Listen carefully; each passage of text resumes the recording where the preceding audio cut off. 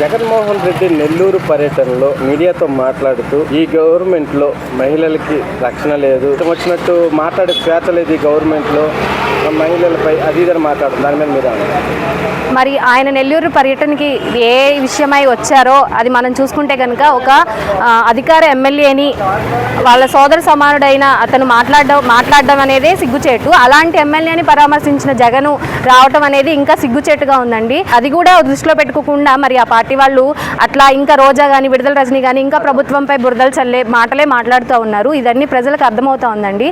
మరి ఆ పార్టీ క్రమశిక్షణతో నడుస్తుందా, ఈ పార్టీ క్రమశిక్షణతో నడుస్తుందా అనేది జనాలకు అర్థమవుతా ఉందండి. అంటే ఇప్పుడు జగన్మోహన్ రెడ్డి రోజా మీద ఇష్టం వచ్చి ట్రోలింగ్ చేస్తున్నారు, రోజా అమాయకురాలు కావాలని చేస్తున్నారు, అది ఇదని మాట్లాడుతున్నారు. మరి గతంలో కానీ వాళ్ళ అధికారంలో ఉన్నప్పుడు కానీ ఇప్పుడు అధికారం పోయిన తర్వాత కానీ ఆవిడ ఒక మీడియాతో కానీ మామూలుగా ప్రెస్ మీట్లో కానీ ఆవిడ మాట్లాడే లాంగ్వేజ్ చూస్తే ఒక ఆడవాళ్ళుగా మేము తలదించుకునే పరిస్థితి అండి. ఆవిడ మాట్లాడే డిబేట్లు కానీ ఏమైనా కానీ ఎంతసేపు ఎదుటి వ్యక్తిని అన్యాయంగా దుర్మార్గంగా మాట్లాడేటువంటి క్రమశిక్షణ లేని నాయకులండి వాళ్ళు. అందుకే వాళ్ళకి జనాలు కూడా 11 సీట్లు ఇచ్చి పరిమితం ప్రతిపక్షం లేకుండా చేశారు. అయినా వాళ్ళకి అది వచ్చే ఆదరణ తట్టుకోలేక అలా మాట్లాడుతున్నారండి. అంటే ఇప్పుడు రోజా అంటుంది లిక్కర్ స్కామ్ ఏం జరగలేదు, కావాలని తప్పుడు కేసులు పెడుతున్నారు, మిథున్ రెడ్డి అమాయకుడు అది ఇదని మాట్లాడుతున్నారు. దాని మీద మీరేమంటారు? ఇది చట్టం అంతా తక్కువగా ఒక ఎంపీని అరెస్ట్ చేయడం ఆధారాలు లేకుండా లిక్కర్ స్కామ్ జరగలేదని వీళ్ళు చెప్తే సరిపోదండి. గత ప్రభుత్వంలో చూసుకుంటే కల్తీ మద్యం జగన్ జే బ్రాండ్స్ అని తన సొంత పరిశ్రమల ద్వారా ఉత్పత్తి చేసిన మందుని ప్రజలకి తెచ్చి ఎక్కువ రేట్లతో అమ్మి ప్రజల ప్రాణాలతో చెలగాటమైన ప్రభుత్వం అండి అది. చాలా మంది ఆ రోజు మహిళలు చూస్తే ఆ ప్రభుత్వంలో అందరూ విచారంగా అసలు భర్తలు తాగుడికి బానిసలై తెచ్చే సంపాదన తేక ఎంతో తల్లడిల్లిపోయారండి. ఇవాళ చూస్తే ఆ పరిస్థితి అయితే మాకేం కనిపించట్లేదు. అంటే డబ్బులు దొరికినా కానీ అది మాది కాదు, అది ఇది కావాలని ఇరికిస్తున్నారు, అది ఏం చెప్తారండి? దొంగతనం చేశారని ఒప్పుకోడు కదా. ఇప్పుడు నిప్పులేందే పొగ రాజుకోదు కదా. ఇప్పుడు అక్కడ ఇన్వెస్టిగేషన్ జరుగుతూ ఉంది, ఇన్వెస్టిగేషన్ లో భాగంగానే అరెస్ట్ చేస్తారు. నెక్స్ట్ నేను వస్తాను, అధికారంలోకి వస్తాను, ఎవరిని వదిలిపెట్టినా ఒక ముఖ్యమంత్రి చేసిన అతను అలా మాట్లాడటం కరెక్టేనా? కాదు కదండి. అసలు ఆ ప్రభుత్వమే రౌడీ ప్రభుత్వం లాగా వ్యవహరించింది గత ప్రభుత్వం మనం చూసుకుంటా ఉంటే కనుక. ఇప్పుడు ప్రశాంతంగా ఈ ప్రభుత్వం వచ్చిన కాడి నుంచి అందరికీ అన్నీ అందుతూ ఉన్నాయి. కొద్దిగా లేట్ అయినా కానీ మన అప్పుల్లో ఉన్నా కానీ చంద్రబాబు నాయుడు గారు కానీ అందరూ సుపరిపాలన అందిస్తూ ఉన్నారు. ప్రజలు దానికి హర్షిస్తుంటే అది చూసుకోలేక వాళ్ళు ఈ విధంగా బురద జల్లే ప్రయత్నాలు చేస్తూ ఉన్నారండి. అంటే ఇప్పుడు కొంచెం మంది అంటున్నారు రాష్ట్రానికి భూములు దారదత్తం చేస్తున్నారు, తక్కువ రేట్లకి గవర్నమెంట్ అది ఇదని మాట్లాడుతున్నారు బడా కంపెనీలకి.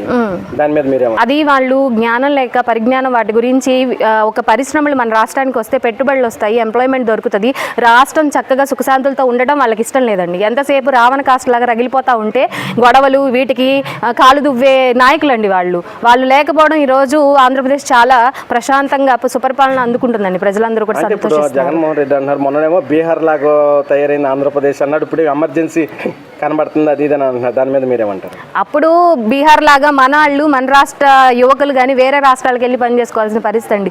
ఈరోజు ఈ కూటమి ప్రభుత్వం వచ్చినాక ఎంప్లాయ్మెంట్ కల్పిస్తూ ఉన్నారు, పరిశ్రమలు తీసుకొస్తూ ఉంటున్నారు, యువతకి ఉద్యోగాలు, ఐటీ రంగాలు, అమరావతిని డెవలప్ చేసుకుంటే బోల్డ్ ఐటీ వ్యవస్థలు, ఐటీ సంస్థలు వస్తాయి. దాని ద్వారా యువతలకి నిరుద్యోగులందరికీ కూడా జాబ్స్ అందుతాయనేసి మా ఉద్దేశం అండి.